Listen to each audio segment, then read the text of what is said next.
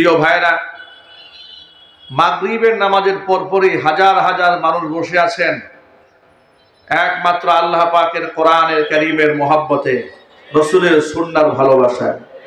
ঠিক কিনা? কোরআনে কারীমের আকর্ষণ মানুষকে ঘরে থাকতে দেয় না। কোরআনে কারীমের আকর্ষণ মানুষকে ঘর ছাড়া করে দেয়, বাড়ি ছাড়া করে দেয়। কোরআনে কারীমের আকর্ষণে মানুষ হাসি মুখে ফাঁসির কাস্টে ঝুলতে যায়। কোরআনে কারীমের আকর্ষণে মানুষ হাসি মুখে দ্বিখণ্ডিত হতে জানে। এই কোরআনে কারীমের মহব্বত দিয়ে আল্লাহ আমাদের অন্তরকে আলোকিত বানায় দেন। সকলে একটু চিৎকার দিয়ে বলুন আল্লাহুম্মা আমিন। কোরআনের বাণী যে আল্লাহ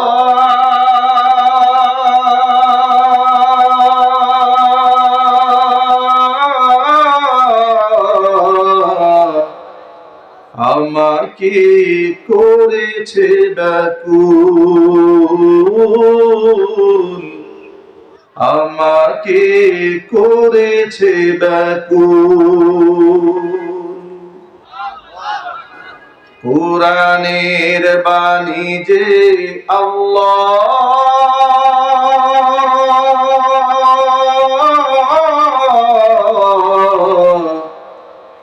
আমাকে করেছে ব্যাকুল,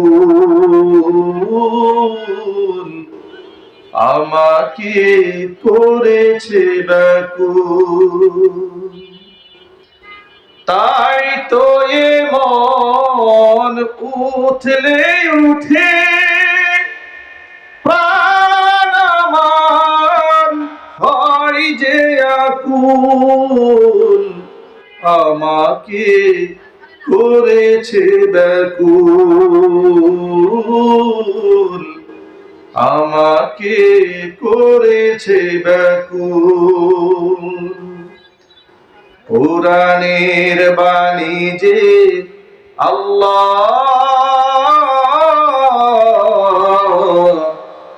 আমাকে করেছে ব্যাকুল, আমাকে করেছে ব্যাকুল। সকল যুগের মানুষ জানে কি মহিমা আল কুরআনে,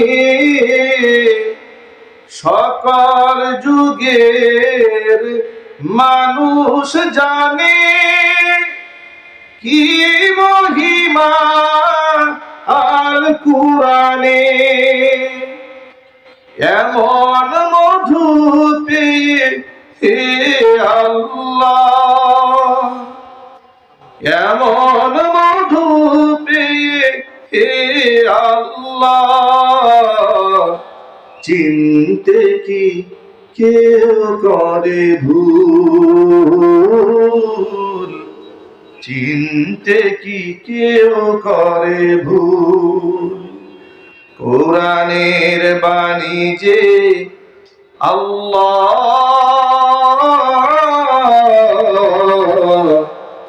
আমাকে করেছে ব্যাকুল, আমাকে করেছে ব্যাকুল, আমাকে করেছে ব্যাকুল।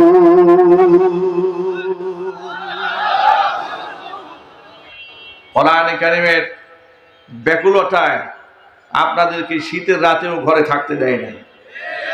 ঠিক কিনা বলেন? কোরআনে কারীমের ব্যাকুলতায় এদেশের মানুষ, কত মানুষ ঘর ছাড়া হয়েছে, কত মানুষ বাড়ি ছাড়া হয়েছে, কত মানুষ দেশান্তরিত হয়েছে, কত মানুষ অন্ধকার কারাগারে বছরের পর বছর নিরপরাধ হয়েও কোরআনের ব্যাকুলতায় অপরাধী সাজানো হয়েছে, বছরের পর বছর জেলখানায় কাটিয়েছে একমাত্র কোরআনের ব্যাকুলতায়। কথা বলতে হবে, ঠিক কিনা জোরে বলেন? সেই দরদ নিয়ে আজকে আমরা এখানে বসেছি। ইনশাআল্লাহ এই ব্যাকুলতা আল্লাহর কাছে মঞ্জুর হবে। কোরআনের নূর দিয়ে আমরা একটি সুন্দর সমাজ বিনির্মাণ করতে সক্ষম হব ইনশাআল্লাহ। আপনারা তো রাজি আছেন ইনশাআল্লাহ? জোরে বলুন ইনশাআল্লাহ। সেই ক্ষেত্রে আপনাদেরকে একটি মূলনীতি মনে রাখতে হবে। আমি অনেক লম্বা কথা বলার সুযোগটা আমাদের হবে না, যেহেতু আমাদের এই সময় মাহফিলের প্রচন্ড চাপ থাকে। উজুর খাহি আগেই করে নিচ্ছি। আমার রিয়াজুল করিম ভাই যখন আমাকে দাওয়াত দিয়েছেন, তখন তো আমার আলোচনার সময় ছিল বাদ আসর। এই মাহফিলের পরেও আমাকে আরো 3টা মাহফিলে অংশগ্রহণ করতে হবে আজকে। যার জন্য মনে চাইলে আমি অনেক লম্বা কথা বলতে পারবো না।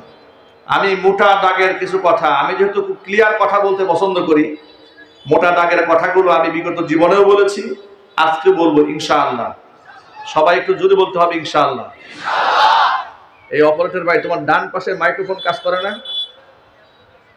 হ্যাঁ, ডান পাশে মাইক্রোফোন কিন্তু কাজ করে না। হ্যাঁ, তাহলে এটা বসে রাখছো কেন? এটা কেবলই সমস্যা, এটা খোলা, এটা মানে কাজ করবে না। কেবল চেঞ্জ করতে সময় লাগবে, এই জন্য এই সাইডে আওয়াজ হয় না। এই বক্সগুলোতে একটু আওয়াজ বাড়াই দেন, তাহলে একটু সাউন্ড বাড়াই দেন। প্রিয় ভাইয়েরা আমার, আমরা কোরআনের ব্যাকুলতা নিয়ে এসেছি। আমরা কোরআনের ব্যাকুলতা অন্তরে ধারণ করে আমরা কোরআনময় জীবন গড়ব, কোরআনময় সমাজ গড়ব, বলুন ইনশাআল্লাহ। এটা তখনই বাস্তবায়ন করা সম্ভব হবে যখন আল্লাহ এবং আল্লাহ রসুলের প্রতি আমাদের সন্তুষ্টির মাত্রা এত বেশি হবে, আল্লাহর পক্ষ থেকে ফয়সালা যা হয় সেটাই হাসি মুখে মানতে হবে। নবী করিম সাল্লাল্লাহু আলাইহি সাল্লাম তো বলেছেন, আজাবান লি আমরিল মুমিন, ইমানদারের বিষয়টা খুব আশ্চর্যজনক একটা বিষয়। ইন্না আমরাহু কুল্লাহু লাহু খায়রুন, ইমানদারের সব বিষয় তার জন্য কল্যাণকর হয়ে যায়। সুবহানাল্লাহ বলেন। আচ্ছা, একজন মানুষের জীবনে কি সব কিছু ভালো হয় নাকি? ভালো হয়, কিন্তু রাসূল বলছেন ইমানদারের জীবনে যা কিছু হয় সব কল্যাণকর হয়। আল্লাহর হাবিব ব্যাখ্যা করে বলছেন, ইন আসাবাতহু সাররাউ শাকারা ফাকানা খায়রাল লাহ, যদি তার জীবনে কোনো ভালো কিছু সাধিত হয় তাহলে সে শুকরিয়া আদায় করে, এটা তার জন্য কল্যাণকর হয়ে যায়। ওয়া ইন আসাবাতহু দাররাউ সাবারা ফাকানা খায়রাল লাহ, আর যদি তার জীবনে কোনো বালা মুসিবত আসে সে হতাশ হয় না, নিরাশ হয় না। সাবারা, সে ধৈর্য ধারণ করে, ফাকানা খায়রাল লাহ, মুসিবতটাও তার জীবনের জন্য কল্যাণ বয়ে আনে। জোরে বলেন সুবহানাল্লাহ। ইমানদারের জীবনে সুখ কল্যাণ বয়ে আনে, দুঃখ কল্যাণ বয়ে আনে। সুখ কেমনে কল্যাণ বয়ে আনে? সুখ প্রাপ্তির পরে, নিয়ামত প্রাপ্তির পরে সে শুকরিয়া আদায় করে, এটা তার জন্য কল্যাণকর হয়। দুঃখ কি করে কল্যাণ বয়ে আনে? যদি তার দুঃখ আসে, কষ্ট আসে, মুসিবত আসে, এরপরে সে সবারা, সে ধৈর্য ধারণ করে, হতাশ হয় না, নিরাশ হয় না। প্রিয় ভাইরা, ইমানদারের জীবনে কি হারাবার কোনো ভয় আছে? আরো জোরে বলুন। হারাবার তো কিছু নাই। যদি আমি মরেও যাই তো শহীদ হব, জিন্দা থাকলে আমি গাজী হব। তা আমার জীবনের চাইতে মূল্যবান তো আর কিছু নাই। একটা মানব জীবনে তার নিজের জানের চাইতে মূল্যবান কিছু আছে নাকি? তো সেই জীবনটাও যদি সঁপে দেওয়া হয় তাতেও তো তার লস হওয়ার কিছু নাই। আবার যদি বেঁচে থাকে এতেও তার লস হওয়ার কিছু নাই। কারণ হচ্ছে যতদিন বেঁচে থাকবে আল্লাহর নিয়ামত প্রাপ্ত হবে, আর সে শুকরগুজার বান্দাদের কাতার তালিকায় তার নাম উঠে যাবে। যদি বলতে হবে আল্লাহু আকবার। আমি আপনাদের সামনে মহাগ্রন্থ কোরআনের হাজার হাজার আয়াতের ভেতর থেকে সূরাতুল আহজাবের 36 নম্বর আয়াতে কারিমা আমার খুতবার মধ্যে তেলাওয়াত করেছি। আমার তিলাওয়াতকৃত আয়াতটি হিফজুল কোরআন কপির মধ্যে 22 নম্বর পারার 2 নম্বর পৃষ্ঠার একদম শুরুতেই আয়াতটি লিখিত আছে। আপনারা খুললেই আয়াতটা পাবেন। আল্লাহ পাক এই আয়াতের মধ্যে বলেছেন, ওয়ামা কানা লিমুমিনিন ওয়ালা মুমিনাতিন, কোন বিশ্বাসী পুরুষ কিংবা নারীর অধিকার নাই। কোন ব্যাপারে? ইদা কাদাল্লাহু ওয়া রাসূলুহু আমরান, আমি আল্লাহ কিংবা আমার রসুল যদি কোনো ব্যাপারে কোনো মতামত দিয়ে ফেলে, রায় দিয়ে ফেলে, সিদ্ধান্ত দিয়ে ফেলে, তাহলে আমি আল্লাহর সিদ্ধান্ত আমার রসুলের সিদ্ধান্তের মধ্যে এসে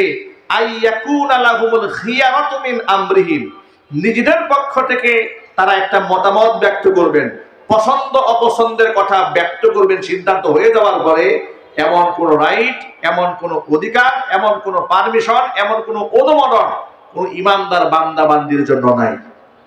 কারণ হচ্ছে আল্লাহ এবং আল্লাহ রসুলের সিদ্ধান্ত ইমানদারদের জন্য শিরোধার্য।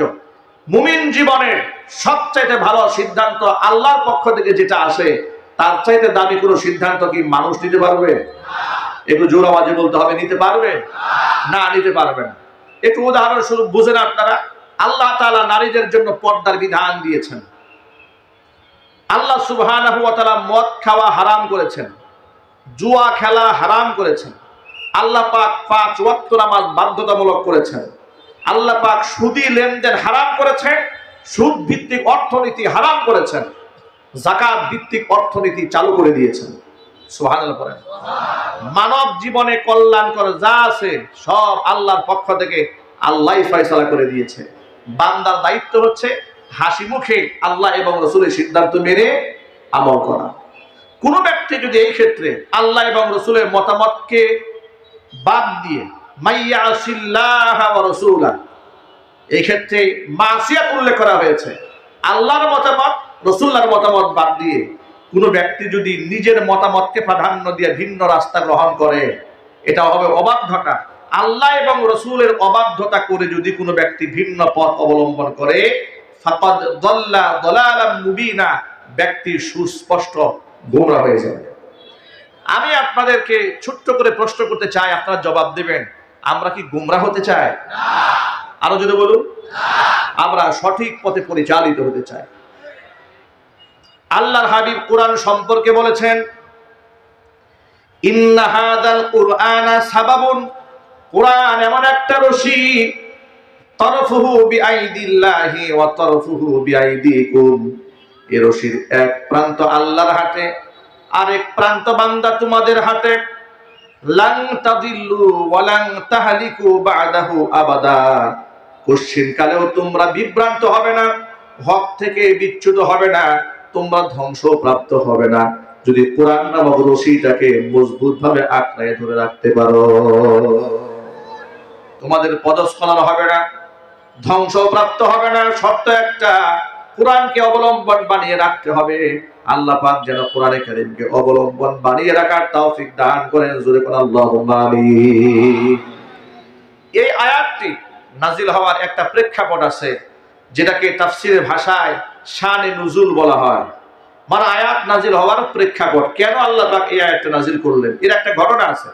ঘটনা হচ্ছে নবী করিম সাল্লাল্লাহু আলাইহি সাল্লামের আপন ফুফাতো বোন যায়নাব বিনতে জাহাশ রাদিয়াল্লাহু তাআলা আনহা, তাকে আল্লাহর হাবিব সাল্লাল্লাহু আলাইহি সাল্লাম নিজের পালক পুত্র যায়েদ বিন হারেসা রাদিয়াল্লাহু তাআলা আনহুর পক্ষ থেকে বিবাহের পয়গাম পাঠালেন তার কাছে। যায়নাব বিনতে জাহাশ রাদিয়াল্লাহু তাআলা আনহা রাসূলের ফুফাতো বোন, কুরাইশ বংশী সুন্দরী নারী। তিনি যখন শুনতে পেলেন যে রাসূল আমার জন্য পাত্র সিলেক্ট করেছে যায়েদ বিন হারেসাকে, তিনি এটা মন থেকে অ্যাকসেপ্ট করতে পারলেন না। অ্যাকসেপ্ট করতে না পারার পেছনে তার যৌক্তিকতা ছিল যে আমি হলাম কুরাইশ বংশের একটা স্বাধীনা মুসলিম রমণী, আমার সামাজিক স্ট্যাটাস, বংশীয় মর্যাদা অনেক উপরে। পক্ষান্তরে যায়েদ বিন হারেসা হচ্ছে কৃতদাস, উকাজের মেলা থেকে তাকে 8 বছর বয়সে খরিদ করা হয়েছিল। সুতরাং একজন কৃতদাসের সাথে, যদিও সে রাসূলের পালক পুত্র হিসেবে এখন সে মর্যাদা পেয়েছে, কিন্তু তার সাথে আমার বিবাহ বন্ধন হবে, এটা আমি মন থেকে মানতে পারলাম না। তিনি গ্রহণ করলেন না এই প্রস্তাব। সাথে সাথে তার ভাই আব্দুল্লাহ ইবনে জাহাশ, যায়নাব বিনতে জাহাশের ভাই, তিনিও এই প্রস্তাব অ্যাকসেপ্ট করলেন না। তার পরিপ্রেক্ষিতে আল্লাহ তাআলা আয়াতখানা নাজিল করলেন। আয়াত নাজিল হওয়ার পরে এই আওয়াজ যখন যায়নাব বিনতে জাহাশের কান পর্যন্ত পৌঁছেছে, তখন তিনি বললেন, আল্লাহ এবং রাসূলের সিদ্ধান্তই চূড়ান্ত। হুজুর যে সিদ্ধান্ত দিয়েছেন যায়নাব হযরত যায়েদ বিন হারেসাকে বিবাহ করতে হবে, আমি হাসি মুখে আল্লাহ এবং রাসূলের সিদ্ধান্ত মেনে নিলাম। একটু জোরে আওয়াজে বলতে হবে আল্লাহু আকবার। আয়াতটি মুফাসসিরিনে কেরামরা লিখেছেন, যদিও আয়াতটি নাজিল হয়েছে একটা খাস ঘটনাকে কেন্দ্র করে, কিন্তু ঘটনার হুকুম ব্যাপক। প্রত্যেকটা মুমিন মুসলমানের জীবনে আল্লাহ এবং রসুলের সিদ্ধান্তই শিরোধার্য। এই ক্ষেত্রে কোনো যুক্তি চলবে না, কোনো তর্ক বাণিজ্য করা যাবে না। যেমন আমরা যদি আমাদের যুবক ভাইদেরকে বলি, যুবকেরা মুখে দাড়ি রাখতে হবে, দাড়ি রাখার বিধানটা ওয়াজিব। সব ফুকাহা ইকরাম এই ব্যাপারে একমত। দাড়ি রাখা কি জোরে বলেন তো ভাই? আরো সবাইকে জোরে বলতে হবে, দাড়ি রাখার বিধানটা ওয়াজিব। 100 যুক্তি সামনে নিয়ে দাঁড়িয়ে যায়, হুজুর এখনো বয়স হয় নাই, চাকরি বাকরি করি, ব্যবসা বাণিজ্য করি, দাড়ি রাখলে মিথ্যা কথা বলা যায় না, কিন্তু যেহেতু মিথ্যা কথা বলতে হয় এই জন্য আমি দাড়ির অমর্যাদা করতে চাই না, এই জন্য কেটে ফেলি।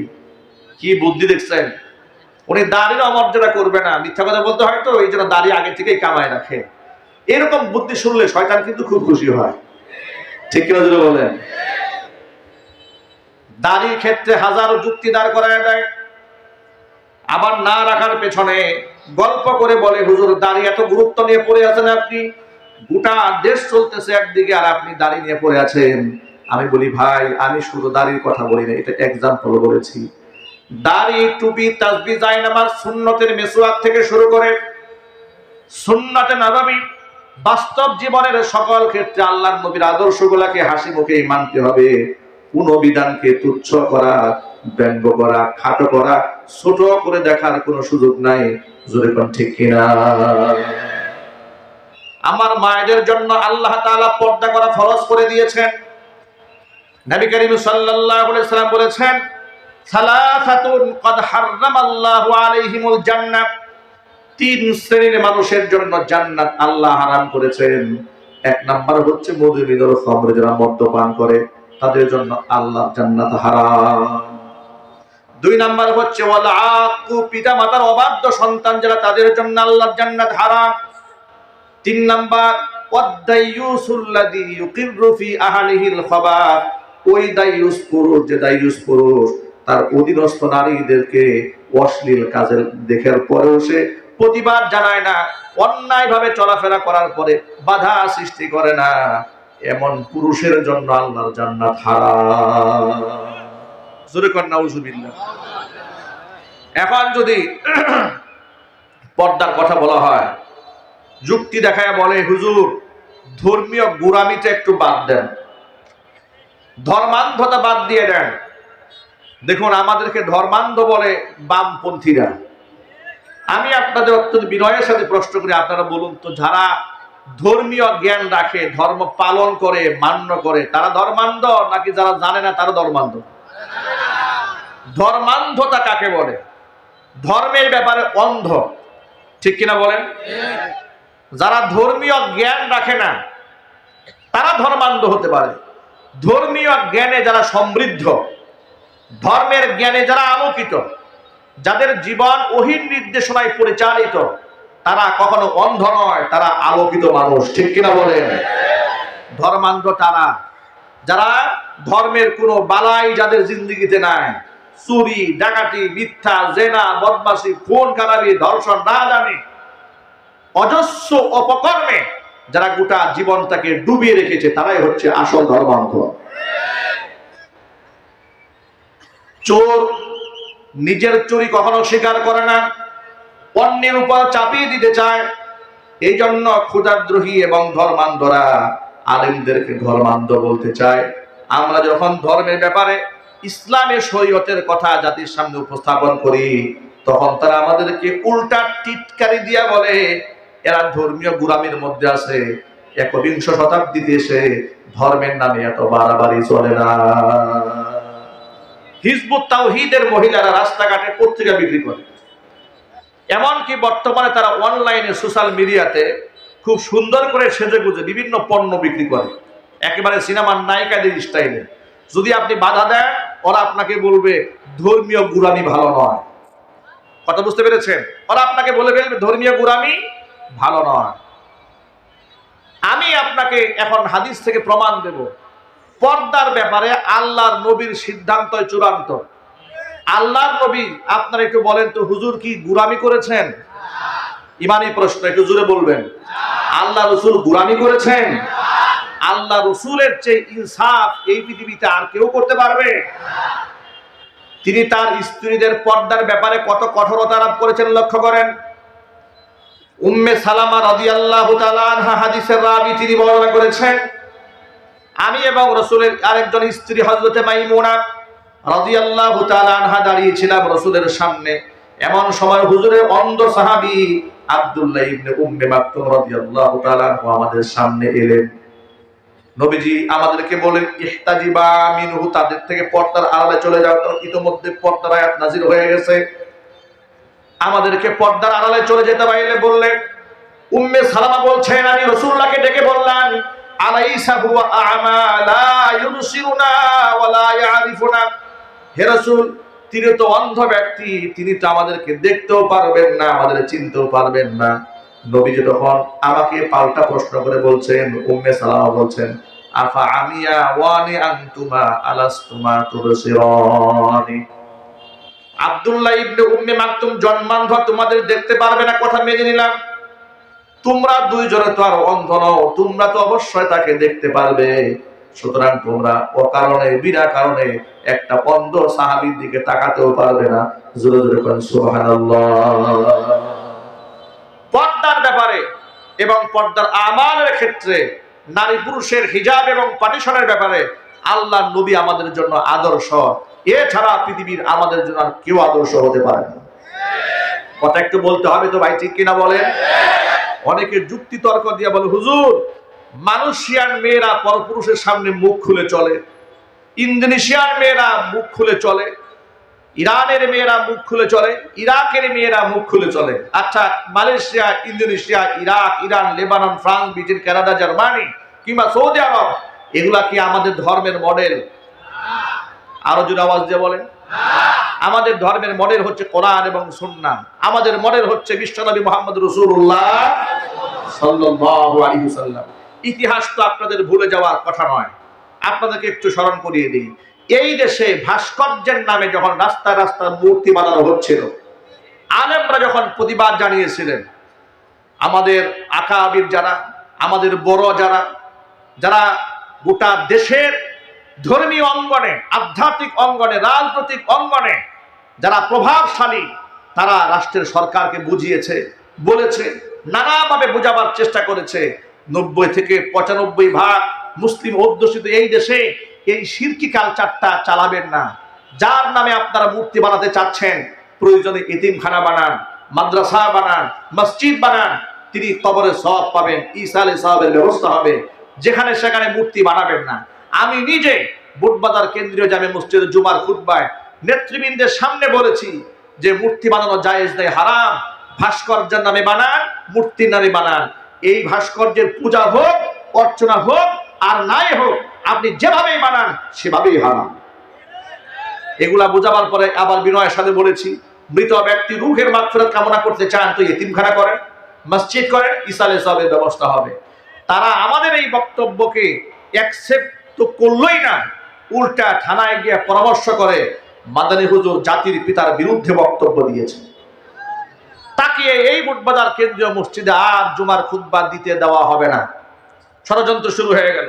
পরের দিন থেকে, পরের জুমা থেকে দেখি একের পর এক শুধু মসজিদে পুলিশ আসে। এক জুমায় আসে, 2 জুমায় আসে, 3য় জুমায় আসে, পুলিশ মসজিদে ঘেরাও করে রাখে। পুলিশ প্রশাসন লোকদের জিজ্ঞেস করলাম, ভাই এত মানুষ আপনারা কেন মসজিদে এসেছেন? আমাকে প্রশাসনের লোকেরা বলল, হুজুর আপনার নিরাপত্তা দেওয়ার জন্য আসছি।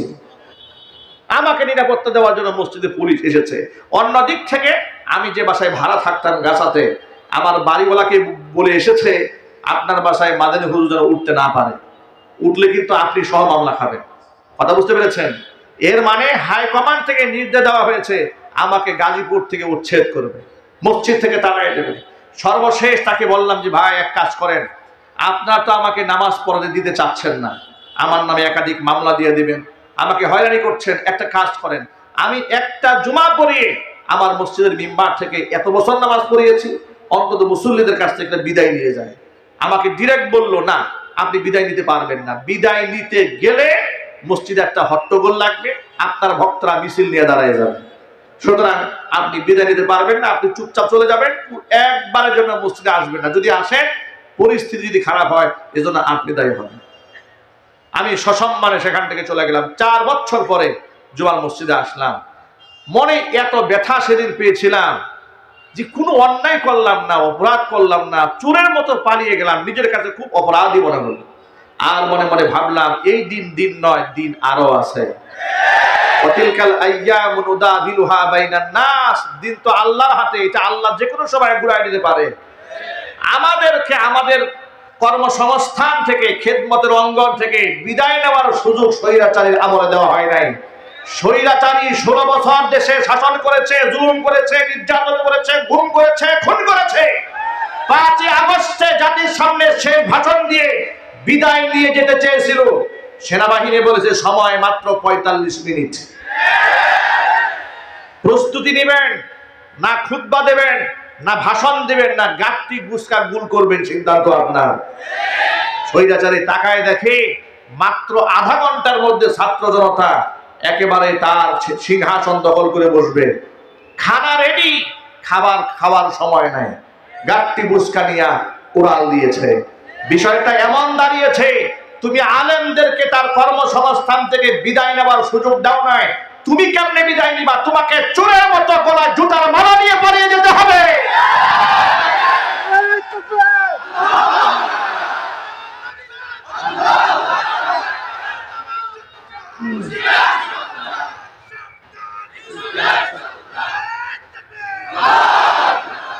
ওদের আমলে হক্কানি আলেম ওলামাদেরকে ওরা শত্রু বানিয়ে রেখেছিল, আর বেঈমান মুনাফিক কাফেরদের করা বন্ধু বানিয়ে রেখে দিয়েছিল। রাষ্ট্রের দেশপ্রেমিক যারা, তাদেরকে শত্রু বানিয়েছিল, রাষ্ট্রের শত্রু যারা, তাদেরকেই তারা বন্ধু বানিয়েছিল। কথা জোর জোরে বলতে হবে, ঠিক কিনা বলে? ওরা হেফাজতে আমরা অংশগ্রহণ করার কারণে আমাদের তকমা দিয়েছে আমরা হেফাজতি হুজুর। আমাকে যে কত লেভেলে ভাগ করেছে, কখনো বলেছে হেফাজতি, কখনো বলেছে জামাতি, কখনো বলেছে শিবির। শুধু রাজাকারটা বলতে পারে না, বয়স কম থাকার কারণে, ঠিক কিনা বলেন? যদি দাঁড়িয়ে দূরে কিছু পাকনা টাকটা থাকতো, তাহলে গাজীপুরের 1 নাম্বার রাজাকার আমি থাকতাম। আপনি বলবেন হুজুর কেমনে 1 নাম্বার থাকতেন? আরে বাবা, 150 আসামি বিএনপির, এই 150 আসামির মধ্যে আমার নামে 1 নাম্বারে। হাসান সরকার এত বড় একটা প্রভাবশালী নেতা, এক সময় সাবেক এমপি ছিলেন, তিনি ডিস্ট্রিক্ট চেয়ারম্যান ছিলেন। বুড়া মানুষটা রাজনীতি করতে করতে বৃদ্ধ হয়ে গেছে, তাকে দিয়েছেন মামলার 7 নাম্বার আসামি, আমাকে দিয়েছেন 1 নাম্বার আসামি। বয়স যদি খালি একটু মিলতো ভাই, আমি হইতাম 1 নাম্বারের রাজাকার। কথা বলেন ভাই, ঠিক কিনা বলেন? এইভাবে তারা আমাদেরকে উচ্ছেদ করতে চেয়েছে। আমাদের অপরাধটা কি? আমাদের অপরাধটা শুনেন। আমাদের অপরাধ ছিল আমরা ওদের কুফরি কর্মকাণ্ডের বিরুদ্ধাচরণ করেছি। ওরা নারী উন্নয়ন নীতিমালা তৈরি করে কোরআন সুন্নাহর সূরা নিসার 11 নম্বর আয়াতটাকে ভেঙে দিয়ে ইউসিকুমুল্লাহু ফি আওলাদিকুম লিযাকারি মিসলু হাজ্জিল উনসাইয়িন, পুরুষ পাবে নারীর দ্বিগুণ, এই ভেদাভেদটা ভেঙে দিতে চেয়েছিল। এই মানদণ্ড ভেঙে দিয়ে নারী পুরুষ সমান করতে চেয়েছিল, আমরা বাধা হয়ে দাঁড়িয়েছিলাম।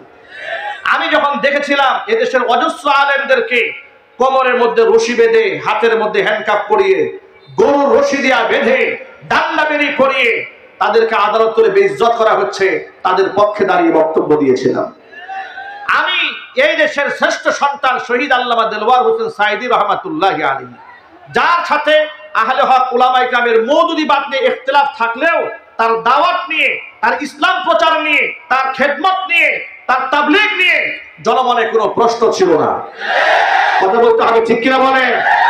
এমন একজন মানুষকে যখন তোমরা ধর্ষণকারী 300 নারীকে ধর্ষণ করেছে, খুন করেছিল, এই ধরনের অপরাধী বানিয়ে বছরের পর বছর জেলখানা আটকে রেখেছিলে, আমি তার হয়ে লাইভ করে বলেছিলাম যে ভাই, উনি শুধু জামাতের নেতা এটাই তো পরিচয় না, এই পরিচয় ছাড়াও তো তার অনেক বড় বড় পরিচয় আছে। তিনি একজন মুফাসসিরে কোরআন, মানুষকে আল্লাহর কথা বলেন, দ্বীনের কথা বলেন, অসংখ্য মানুষ তার কথা শুনে চোখের পানি ছেড়ে হেদায়েতের কথা বলে। একজন আলেম হিসেবে তো তার একটা ন্যূনতম সম্মান পাওয়া উচিত। এই কথা আমি খোলামেলা বলেছিলাম। আমি মাজলুম এই আলেমের পক্ষে দোয়া কেন করলাম? আমাকে বলে এই হুজুর এখন জামাত শিবির করেন। মানে অবস্থা এই, ওদের পক্ষে গেলে আপনি মুক্তিযোদ্ধা, আর ওদের বিরুদ্ধে গেলে আপনি রাজাকার।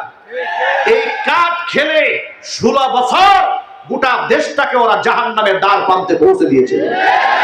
এই কাম কাঠ খেলে গোটা দেশের স্বার্থকে ভারতের কাছে বিক্রি করে গোটা বাংলাদেশটাকে ধ্বংসের দ্বার প্রান্তে পৌঁছে দিয়েছিল। আল্লাহর গজবে, আল্লাহ পাকের লানতে, আলেমদের চোখের পানিতে এমন ভাবে বেইজ্জত হয়েছে, পৃথিবীর কোন শাসককে 300 এমপি নিয়ে এক রাতে পালিয়ে যেতে হয়নি, কথা বলতে হবে।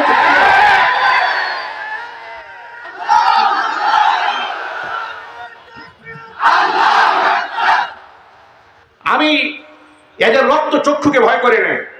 ওরা আমার নামে একাধিক মামলা দিয়েছে, মাহফিল স্টেজ থেকে ধরে নিয়ে মামলা দিয়েছে, আমার পকেটে ককটেল বোমা পাওয়া গেছে, এরকমও সাজিয়েছে। এত মামলা দেওয়ার পরে যখন জবান বন্ধ করতে পারে নাই, আমাকে এলাকা ছাড়া করেছে। আমার প্রিয় ভাইয়েরা, মনে রাখবেন, ইমানদারদের জীবনে বিপদ আসবে, কিন্তু তাই বলে হতাশ হওয়ার কিছু নাই। কারণ যারা আল্লাহর জন্য কথা বলে তাদের কোনো ভয় নাই। কি বলেন আপনারা? ওরা কিন্তু সব আলেমের শত্রু ছিল না। আমরা যখন জেল খাটি, জরিমানা দেই, তখন এই বাংলাদেশের কিছু আলেমরা ওদের মাথার মুকুট ছিল। এমনকি জাতীয় সংসদে দাঁড়িয়ে ওরা বলেছে কোন হক্কানি আলেমকে গ্রেফতার করা হয় নাই। যাদেরকে গ্রেফতার করা হয়েছে সব ধর্ম ব্যবসায়ীদেরকে গ্রেফতার করা হয়েছে। এখন আপনারা বলেন, যাদের গ্রেফতার করা হয়েছিল তারা ধর্ম ব্যবসায়ী? ইমানদারের মতো জবাব দেবেন। আল্লামা মামুনুল হক ধর্ম ব্যবসায়ী, জুনায়েদ আল হাবিব ধর্ম ব্যবসায়ী, সাখাওয়াত হোসেন রাজি ধর্ম ব্যবসায়ী, রফিকুল্লাহ মাদানী ধর্ম ব্যবসায়ী, এরপরে আজিজুল হক ইসলাম ধর্ম ব্যবসায়ী। এমন শীর্ষ আলেমদের নামের তালিকা তৈরি করেছিলে, দুর্নীতি দমন কমিশনে তোমরা জমা দিয়েছিলে। এমনকি মানুষের সামনে তাদেরকে খাটো করেছিলে, বেইজ্জত করেছিলে। বিচারপতি, সাবেক বিচারপতি কালামানিক আলেমদের নামের এই চক্রান্ত করেছিল। আল্লাহ তাআলা, আহারে সুবহানাল্লাহ, আগে কোন সুবহানাল্লাহ, আল্লাহু আকবার বলেন। কোরআন মাজিদের একটা আয়াত আমার মনে পড়েছে। আল্লাহ পাক বলেন, আফাতুমিনুনা বিবাদিল কিতাবি ওয়া তাকফুরুনা বিবাদ ফামা জাযাউ মান ইয়াফআলু যালিকা মিনকুম ইল্লা খিযুন ফিল হায়াতিদ দুনিয়া ওয়া ইয়াওমাল কিয়ামাতি ইউরাদ্দুনা ইলা আশাদ্দিল আযাব وَمَا اللَّهُ بِغَافِلٍ عَمَّا تَعْمَلُونَ।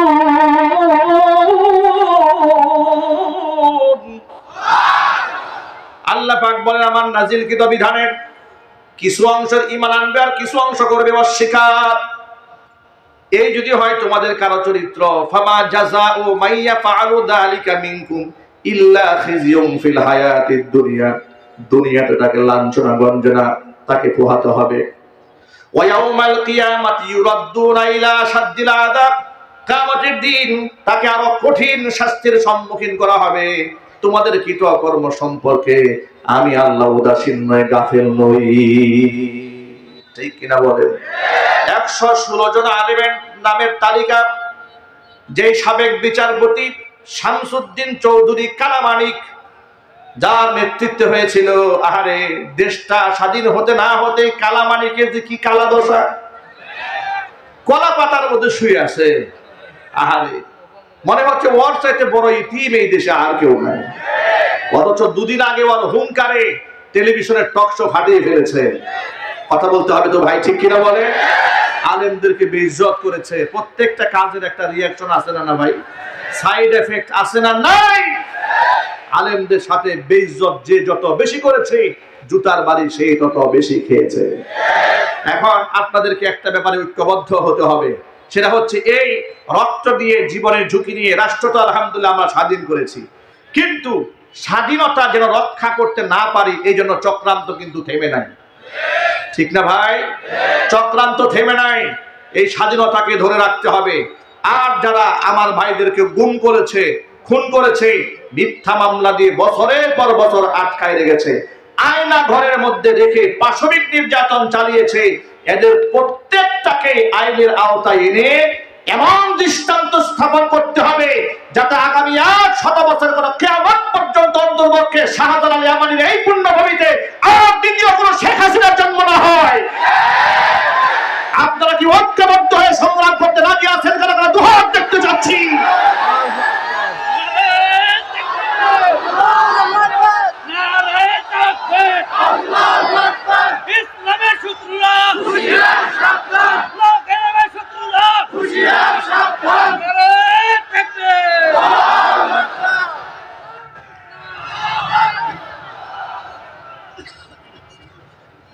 মনে রাখবেন, এই দেশে ইনশাল্লাহ আর শেখ হাসিনা তৈরি হবে না।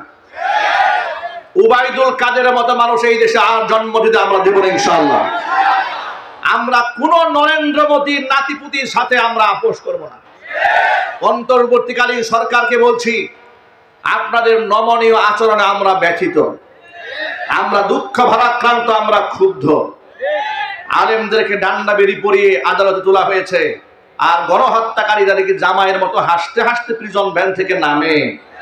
খুনিদের সাথে এত পীড়িত এই জাতি মানবে না। যদি গণ অভ্যুত্থান আপনাদের চক্রান্তে ব্যর্থ হয়, হাসিনা এবং তার নাতিপুতিদের যে আচরণ হয়েছে, যে পরিণতি হয়েছে, তার থেকেও ভয়ঙ্কর পরিণতি তাদের হবে। সুতরাং এদেরকে প্রত্যেকটাকে তালিকাভুক্ত করতে হবে। যদি এদেরকে আগে থেকে কঠোর হস্তে দমন করা যেত, যেমন কুকুর তেমন মুগুর দেওয়া হতো, তাহলে আজকে গোটা দেশের এই নৈরাজ্যকর পরিস্থিতি সৃষ্টি হতো না।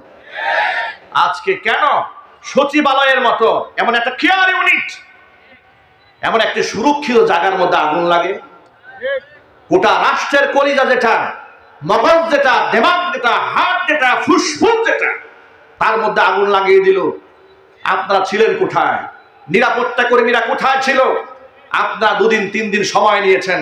আমরা বলবো, এই 3 দিনের মাথায় অপরাধীদের নামের তালিকা তৈরি করে এমন শাস্তির ব্যবস্থা করুন, আগামীতে কোন প্রকার চক্রান্ত করতে যেন 14 গ্লাস পানি খেতে হয়। সুতরাং অন্তর্বর্তীকালীন সরকারকে বলছি, যত প্রকারের সাপোর্ট আছে জাতিগতভাবে আপনারা পাবেন, যদি আপনারা সত্যের পক্ষে থাকেন, ন্যায় বিচারকে নিশ্চিত করতে পারেন। আর যদি নমনীয় ভাব করেন, তাহলে এই জাতি এখন রক্ত দিতে শিখেছে, জালেমের সাথে চোখ রাখতে শিখেছে। ভারতের নরেন্দ্র মোদীকে চ্যালেঞ্জ করে যারা স্বাধীনতা ছিনিয়ে আনতে পারে, তারা পৃথিবীর যে কোনো শক্তিকে মোকাবিলা করতে প্রস্তুত আছে ইনশাআল্লাহ। আল্লাহ রাব্বুল আলামিন আমাদের সেই হিম্মত দান করে, জোরে করে আমিন। আর চিৎকার দেবেন আল্লাহুম্মা আমিন। যারা আল্লাহর পথে চলে, আল্লাহর কথা বলে, আল্লাহকে ভালোবেসে সপেছে জীবন, তাদের কিসের ভয়, কে করে পরাজয়, শহীদি তামান্নাতে নাচে তার মন। যারা আল্লাহর পথে চলে, আল্লাহর কথা বলে, আল্লাহকে ভালোবেসে সপেছে জীবন, তাদের কিসের ভয়, কে করে পরাজয়, শহীদি তামান্নাতে নাচে তার মন। হাসনা হেনার গ্রামে ভুলে নারী হৃদয় তার, কালিমার মিষ্টি মাখার হৃদয় রয়েছে যার, সব পিছু টান ভুলে জিহাদের পথে চলে। ঠিক কিনা বলেন? সব পিছু টান ভুলে জিহাদের পথে চলে, সে তো তার ঈমান বলে। যারা আল্লাহর পথে চলে, আল্লাহর কথা বলে, আল্লাহকে ভালোবেসে সপেছে জীবন, তাদের কিসের ভয়, কে করে পরাজয়, শহীদি তামান্নাতে নাচে তার মন। যারা আল্লাহর পথে চলে, আল্লাহর কথা বলে, আল্লাহ কি ভালোবেসে সপেছে জীবন, তাদের কিসের ভয়, কে করে পরাজয়, শহীদি তামান্নাতে নাচে তার মন। আসসালামু আলাইকুম ওয়া রাহমাতুল্লাহি ওয়া বারাকাতুহু।